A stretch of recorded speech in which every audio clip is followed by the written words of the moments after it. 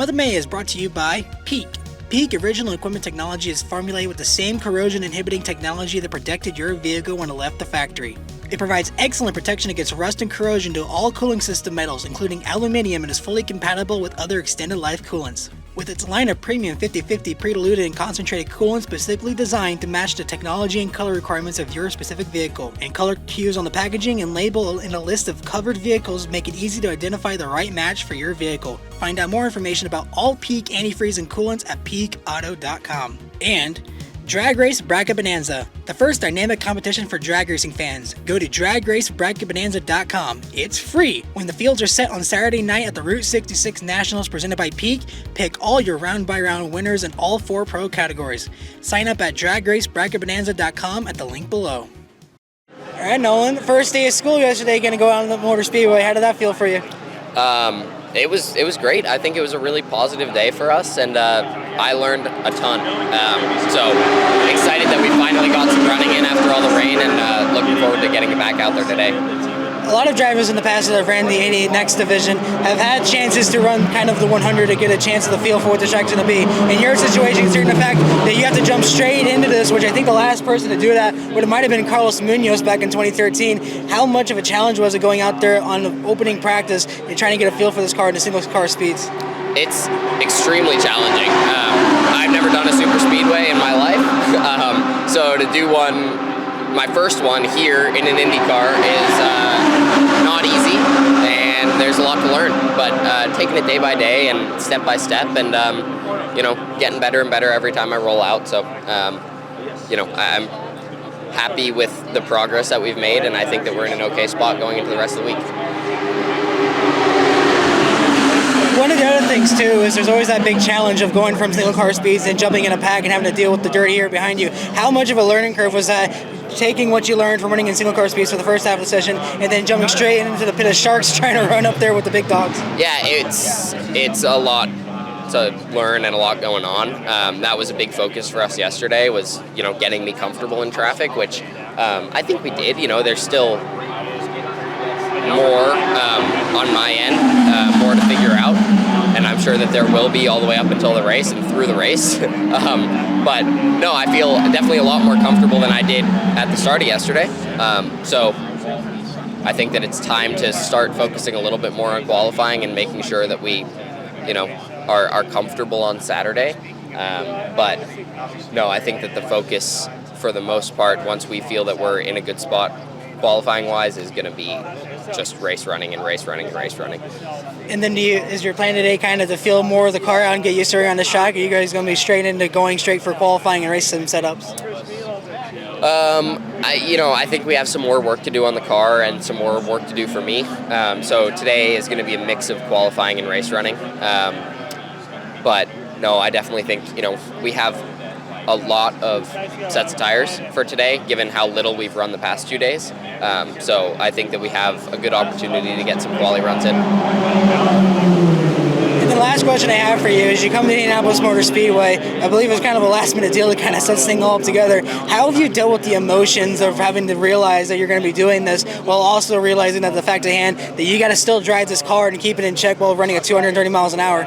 Yeah, it's a very, very special experience. But I think that I have to kind of separate, how amazing it is to be here and be in the Indianapolis 500 from the job at hand. And, here you have to execute everything perfectly. And in order to do that, I think that has to be the sole focus. So being able to kind of shut everything else off and, just treat it as if it were any other race car at any other racetrack, I think is really important for the actual performance on track. All right, Ed, first day on the track yesterday. How did the car feel out there? Felt pretty good. Yeah, I thought we had a productive first day. There were moments where I thought we were quite strong, and other moments where we were just okay, which is kind of typical for around here as the day changes and conditions change. So, I think we have a good idea where we're happy, and also a few areas that that we need to improve upon a little bit as we get into today. Yesterday you saw Christian Rasmussen. He had a couple of sketchy moments out there on the racetrack, one with Colton Herta, I think another one with Scott McLaughlin. How would you rate his first day on the racetrack, considering that this is, I believe, his first time running on an oval? Yeah, I thought he did a really good job. I wasn't really quite sure what Colton was upset about unless I missed something. I thought he did a good job, got comfortable. He's aggressive.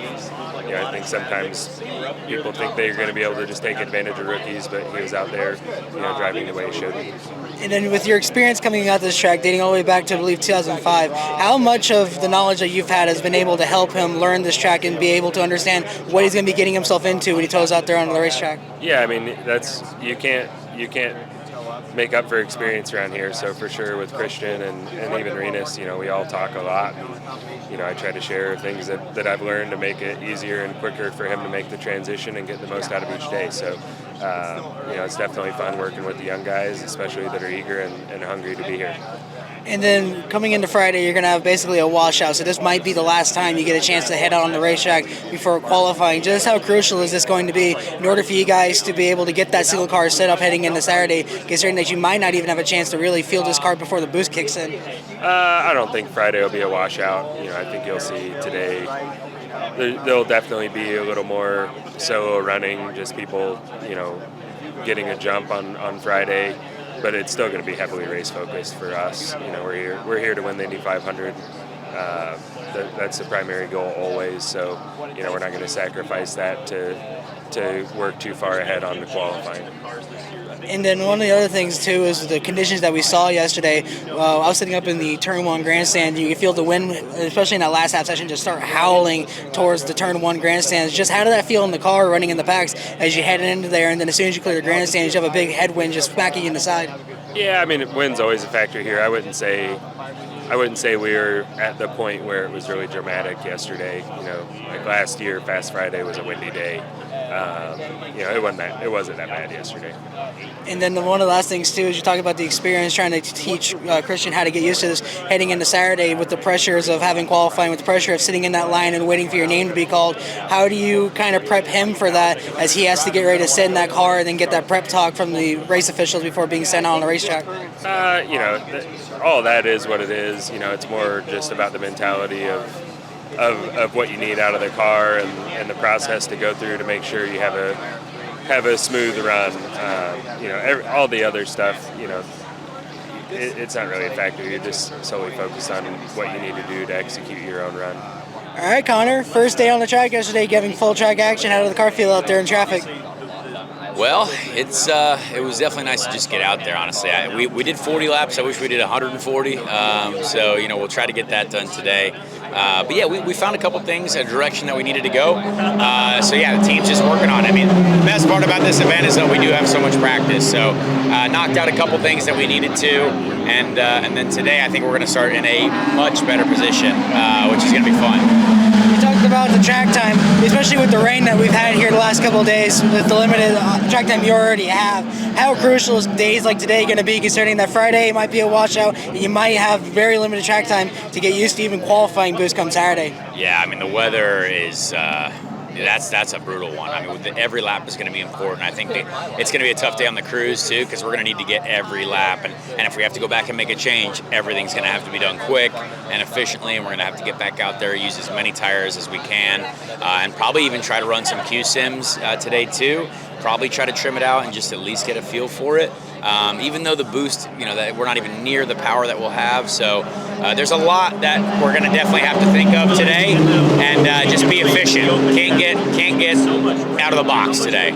We talked with Ryan about kind of where Ryan Reinbold stacks up. He talked about back on Tuesday, which Dennis talked about, the work that you guys did in the offseason getting ready for this, the fact that you guys don't have the resources as teams like Ed Carpenter or Andretti or Penske, but they're able to make it work. Where does this team stack up compared to the people you ran with in the past, guys like Dale Coyne, guys like Ed Carpenter Racing, and even Andretti Autosport?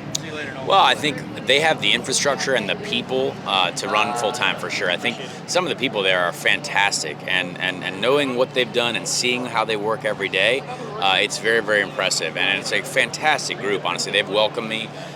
So we'll just see kind of every day how it goes. I'm definitely impressed so far.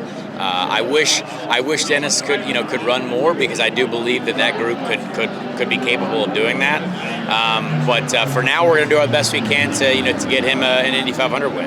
And another thing too is that you're reunited with Ryan Hunter-Reay. You worked with him back in 2019 when you ran for Andretti. How much of a help has he been getting to have him back in your garage to help you guys get this car set up together? And then just how much of a advice is he able to give you, considering the fact that he's won this race before and knows what it takes to get it done? Well, he's got a lot of notes, and he's definitely a smart guy, and he knows what he wants. And thankfully, Ryan and I actually have pretty similar driving styles, so that's been helpful. Everything we did yesterday, we kind of felt the same thing, and everything that we're kind of going for. There's a couple different things that we're a little bit different on, but I think in general we want the same thing. So that's good. As a team, we can kind of move in one direction, and we'll see how it goes. And one of the weird things to think about is the fact that you've already been coming here for at least 10 years. Ready for that? Miss that engine.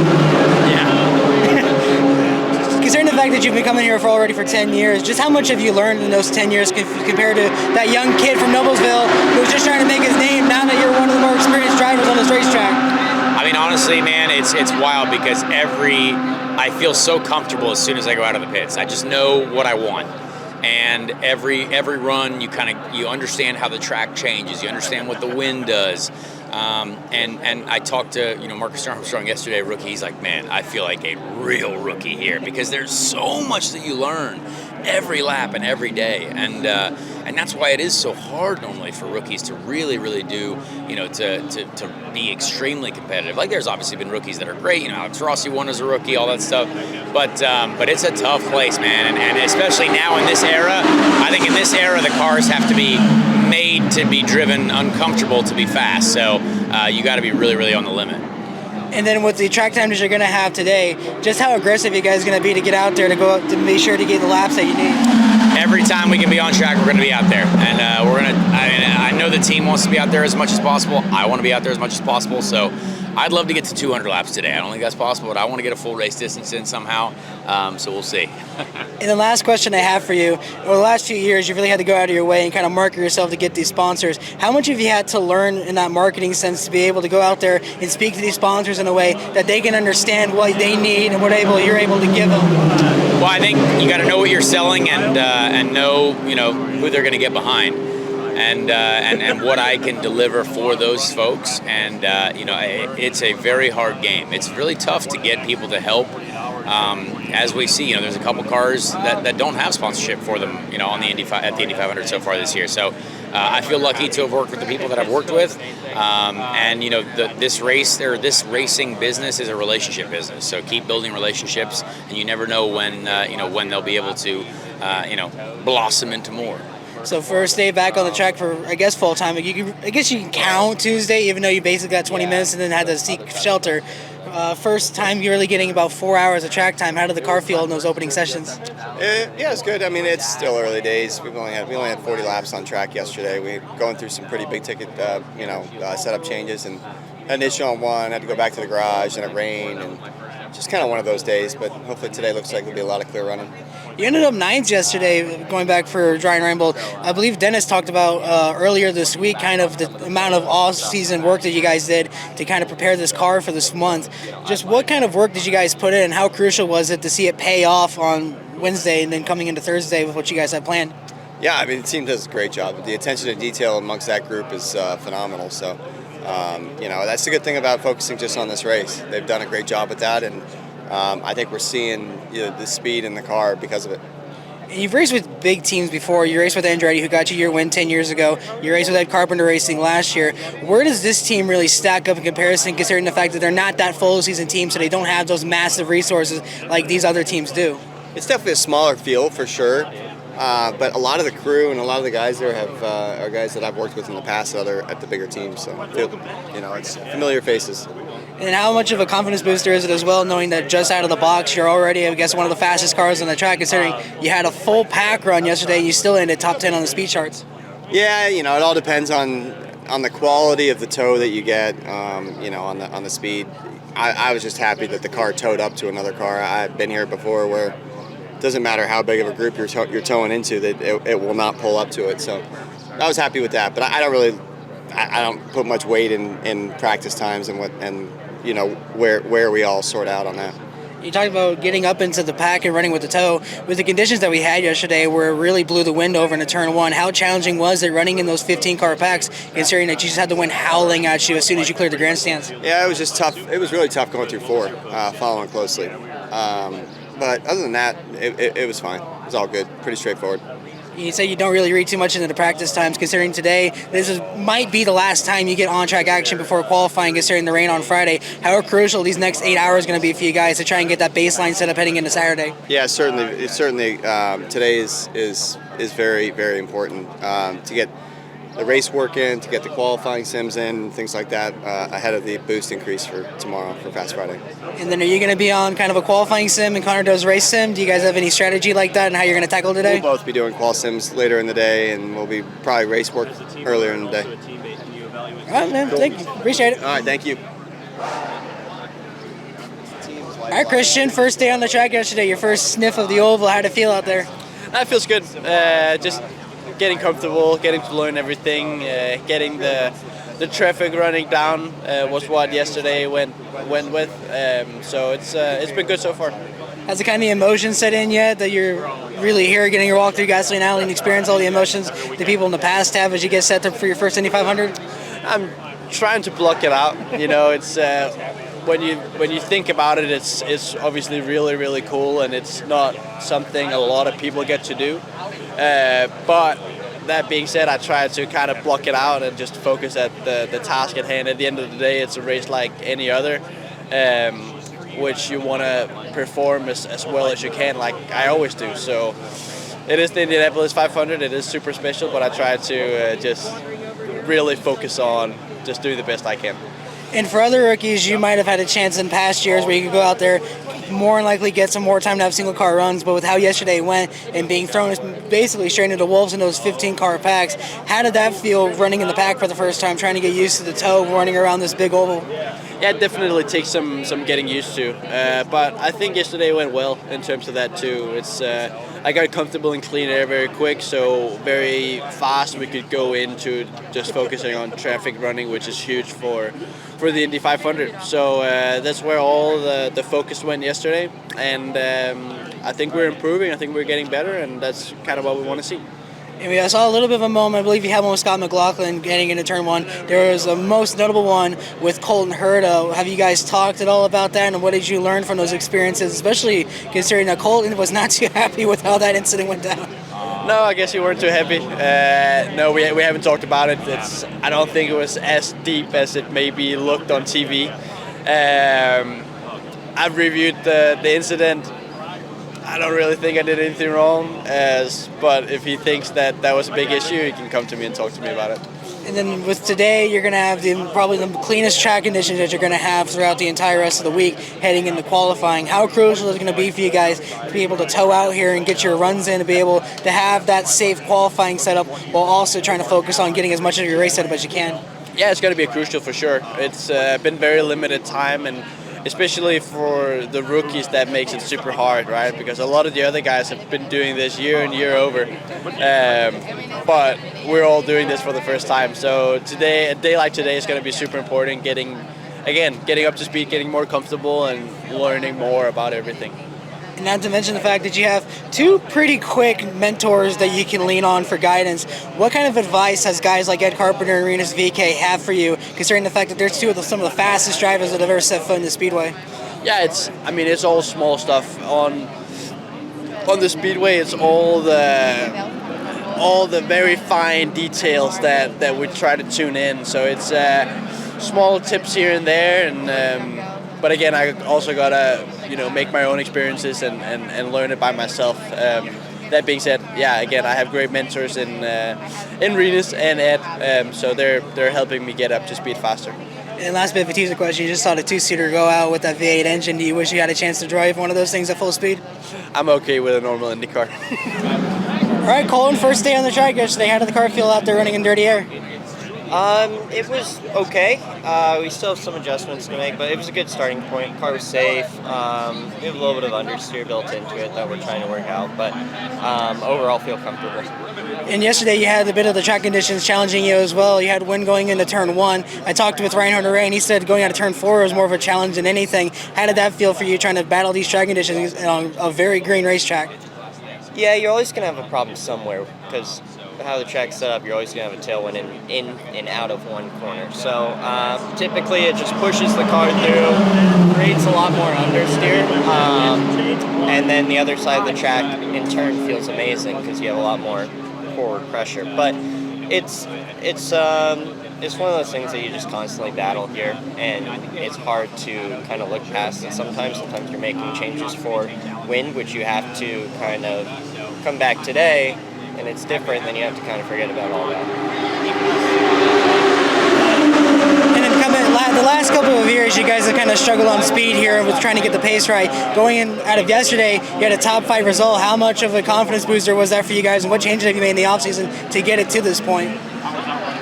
It's not a confidence booster yet. We have to see in qualifying what we can actually do. It's hard to judge in practice because you get put in the right spot, the right time with new tires and low fuel. Anybody can put up a big lap. But if you can do that alone, that's more important. So we'll have to wait and see.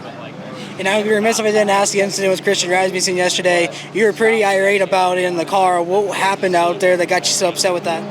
It wasn't bad. I was just, what he did I thought was dumb, and I know he's a rookie, so I wanted to tell him that it was silly. He just made a really, like, everybody was checking up into one. He just made a really late move and made it, but didn't commit to it. So he just stuck me on the outside, which, I mean, luckily it's the first day practice and still pretty early in the practice session. We didn't have like marbles built up, but it's like an easy way to just get thrown out into the wall for me. And you think that might have been a victim because of the fact that you guys did not really have much track time, so rather than those first couple of days or first couple of hours going out there and getting those single car runs in, you guys pretty much from the get-go just got straight into a 17 car pack and were running on the track at 230 miles an hour? Yeah, I mean, but he should know that's not fun, or that's not cool, but it is what it is. And then the last question I got for you, what is your guys' plan of attack going to be for today? Are you going to be focused on trying to find clean air and go for a qualifying sim? Or are you just guys going to be full focus on trying to get that race set up together? We'll be doing Q sims this morning, and then in the afternoon go to race running. It depends, but I would say we'll probably do 1 to 2 and then switch over to race trim. Some guys might do more, like up to 4, because we have the tires to be able to do it, but we'll see. All right, Katherine Legge, first day back at Indianapolis Speedway. You got your first whiff of on-track action yesterday. Tell us how the car was handling into your first opening laps of the month. It was good to be back after all the rain. We need those laps, and we need more laps. The car is great when I'm just running by myself, but in traffic it's a little bit pushy, so we need to dial that out ready for next week.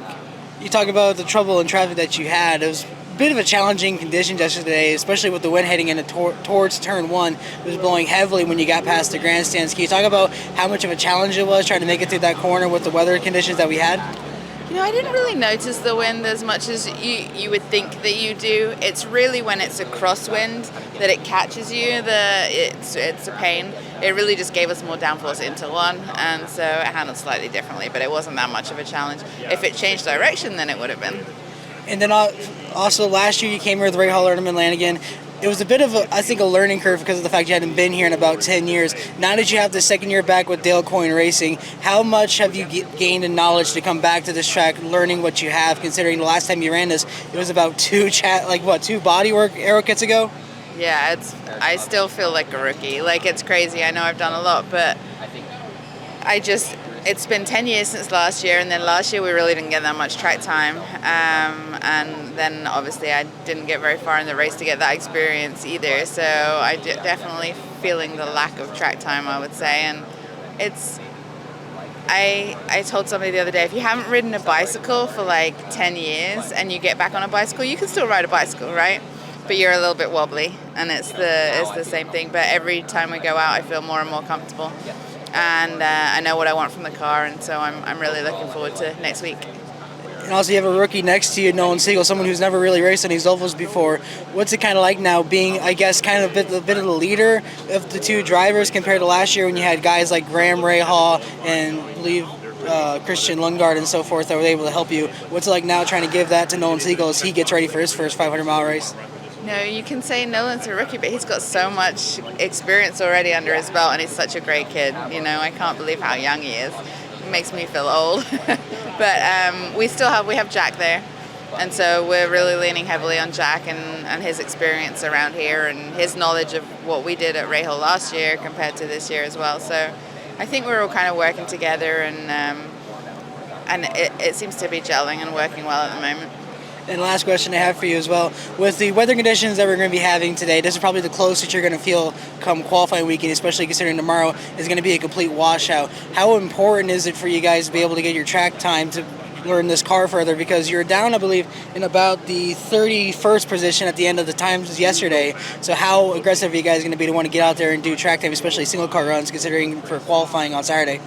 So it is going to be vital to get that track time. I don't think you can read too much into the speeds yesterday because they were all toe speeds, right? Like we were looking at no toe speeds, and so we think we're in decent shape, like on our own for qualifying spec. What we're more concerned about doing is actually race runs and getting the car good in traffic, because you can qualify well, but if you can't race well, then it doesn't matter. All right, first day on the track yesterday. How did the car feel running in traffic? Yeah, I was pretty happy with it. It was a good base setup to work from, and then we have some fine tuning we want to do. But yeah, I'm pretty happy with how it feels in traffic already. And then obviously you come in last year with Ganassi, a team that you did so well with. How is Andretti stacked up on the resources and the experience trying to get this car set up to go out there and run as fast as you can?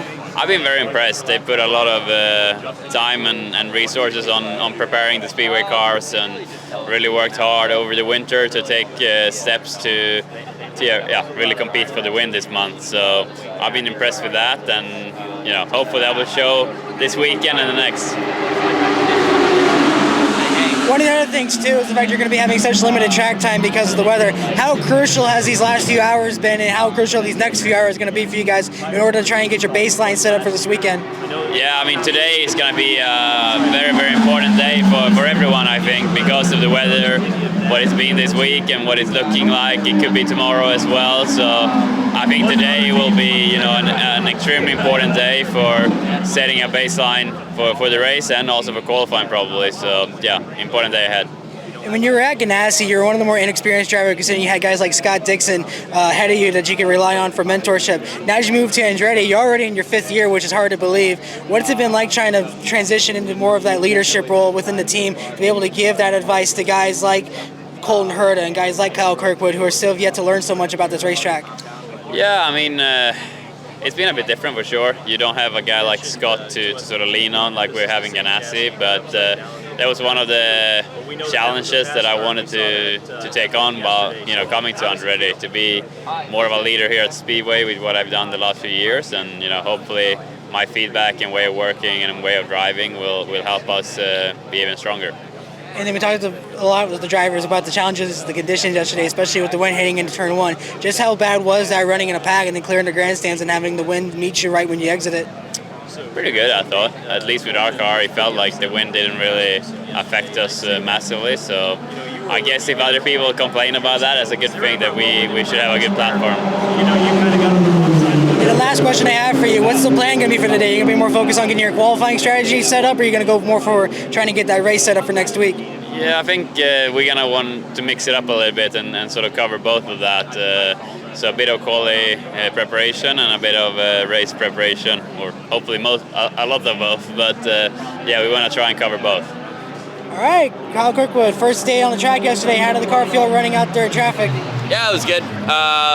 Looks like we rolled off just like we were last year, so no complaints thus far. And you go up there, you had a top 10 result at the end of the day. How good did that feel getting out of the car, knowing out of the box? You have a pretty fast car going into qualifying weekend, or even the race itself. I mean, we knew we were going to have fast cars, so it's good to reconfirm that. So, yeah, I mean, it's the car that we destroyed in the race last year, and to be able to rock up at the open test a month ago and then yesterday as well, knowing that we still have a fast race car is very positive, and we're excited for the month.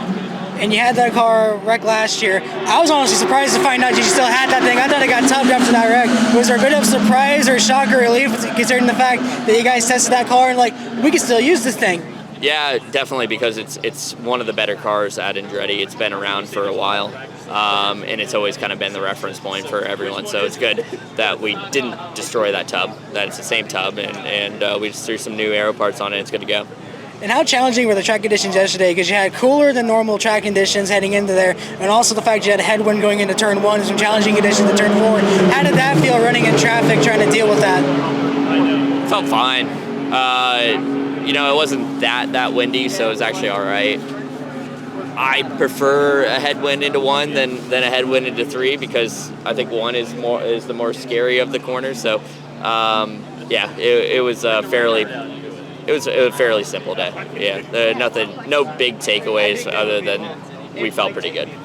And then you can already start to feel the heat starting to shine on the racetrack. As it gets later in the day, I think it's going to get a lot harder than it already is. How much are you guys going to utilize that for your qualifying sim, considering you're going to have, I believe, hotter track conditions going into qualifying itself?